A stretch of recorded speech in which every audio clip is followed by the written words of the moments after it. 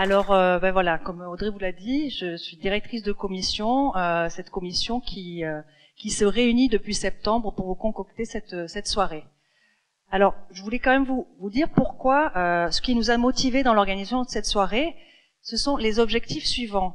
Nous souhaitions promouvoir l'innovation sociale et sociétale auprès des acteurs économiques dits classiques, des acteurs de l'économie sociale et solidaire. Alors, je le rappelle, l'économie sociale et solidaire comprend les entreprises à caractère social, les associations, les coopératives, les mutuelles, les fondations, mais aussi promouvoir l'innovation sociétale auprès des collectivités du territoire, qui j'espère, on les a invitées, qui j'espère certaines sont présentes ce soir, mais aussi des citoyens, et leur donner envie de s'engager dans l'innovation sociale. Donc Alban Durand, donc qui est la directrice de l'association Mobilité Plus, qui est Covoiturage Plus. Pardon. Covoiturage Plus. Qui est installée donc à Rennes et qui a vocation à faire du covoiturage un véritable réseau de transport en commun citoyen. Voilà, donc ça c'est. Donc voilà, et ben allez-y, expliquez-nous ce projet. Et du coup, je voulais juste dire que Madame Weber tout à l'heure du Rameau, voilà, disait les entreprises attendent de l'innovation en matière de mobilité, en fait. Donc ça me plaît bien comme nouvelle.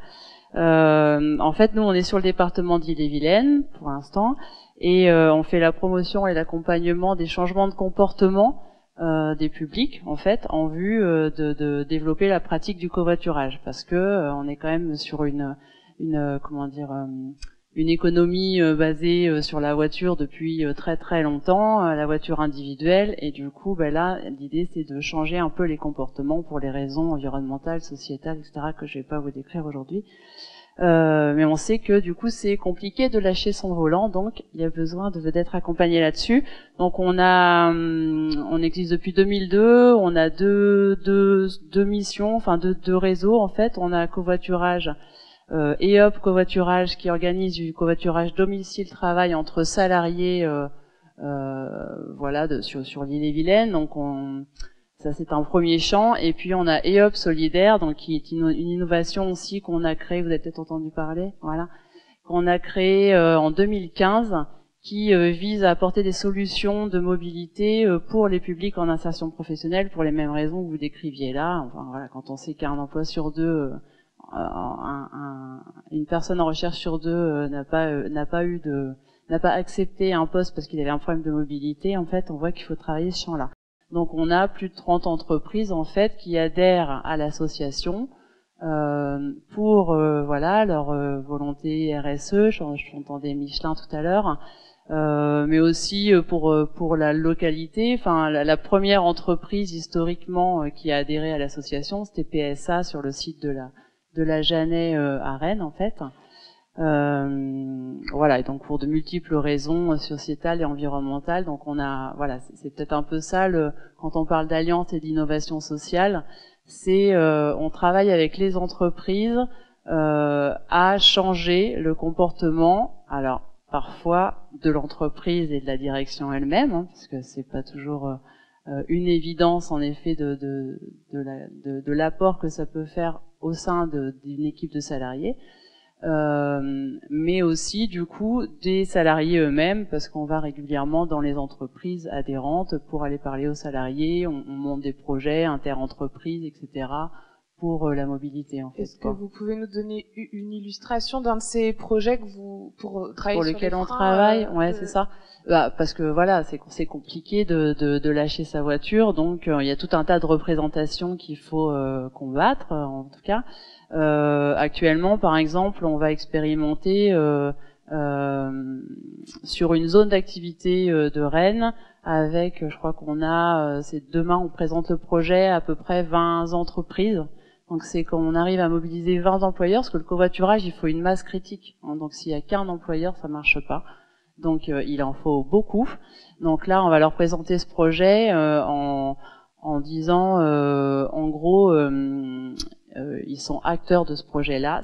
C'est un projet qui est co-construit. Ça veut dire que nous, on a une idée, mais comme on est dans le changement de comportement, il faut toujours innover. Enfin, il faut toujours savoir comment mieux changer les comportements. Du coup, l'idée c'est de leur proposer ce projet, de voir avec eux ce qu'ils en pensent, parce que ça va passer par leurs entreprises. Donc, est-ce que du coup, en termes de communication, quel va être le meilleur moyen, comment est-ce que vous, c'est quoi votre levier? Est-ce que c'est justement la cohésion sociale? Est-ce que ça va être l'angle environnemental? Qu'est-ce qui va plus vous parler à vous et qu'est-ce qui va plus parler à vos salariés? Donc voilà, on est en train de faire ça. Et du coup, l'objet de ça, c'est de faire en gros, c'est d'engager les salariés de ces usines-là à tester le covoiturage pendant 1 mois. Voilà, avec des défis, avec des challenges, etc. Et la première phase qui est trouver votre covoitureur, que nous on va accompagner aussi, puisque du coup, s'il y a des volontaires dans une entreprise, c'est bien ça la particularité du covoiturage, c'est quand on a un volontaire, il faut trouver le deuxième, c'est-à-dire celui qui va habiter pas très loin et puis qui va faire les mêmes horaires. Donc voilà, c'est là où nous on intervient, c'est dans la construction d'équipage, et après on lance un défi à toutes ces équipes inter-entreprises, et parce qu'on sait que le changement de comportement, ça passe par le test. Et sinon, je voulais juste parler d'EOP Solidaire quand même, qui est l'autre projet qui du coup vise à accompagner l'intérêt de ce projet qui était aussi qui est très innovant, parce qu'en fait il n'existe pas non plus ailleurs en France actuellement. C'est qu'on utilise tous les gens qui se sont déclarés volontaires pour faire du covoiturage entre salariés, voilà, pour réduire leurs frais, et on utilise ces gens-là quelque part pour leur mettre dans leur voiture des gens en panne de mobilité. Donc voilà, on a 11 000 inscrits sur notre base de données, donc 11 000 personnes qui sont susceptibles de répondre. On en a 1300, 1500 nouveaux par an qui s'inscrivent comme qui font de la recherche de covoiturage en fait, pour réduire leurs frais, et finalement qu'ils covoiturent entre salariés qui ont un boulot, ou alors qu'on leur propose de dépanner quelqu'un qui n'a pas encore de boulot, qui va du coup rentrer en intérim ou en formation, etc., et qui n'a pas de véhicule.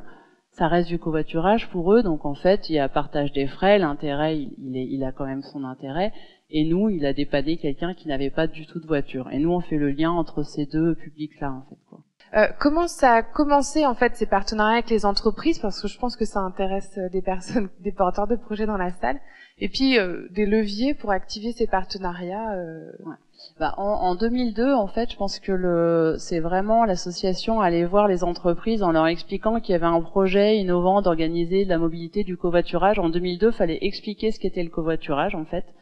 Donc les entreprises, elles sont vraiment venues dans un premier temps sur oui, c'est un projet, c'est quelque chose d'innovant, c'est quelque chose qui va fédérer nos salariés, on va montrer qu'on est qu'on soutient un projet un peu alternatif, etc.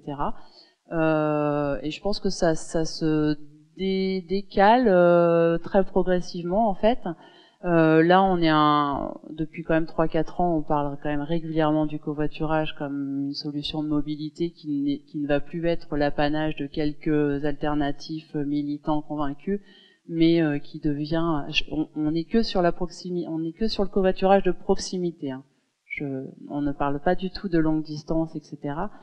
Mais donc voilà, on est bien c'est un mode de déplacement qui émerge.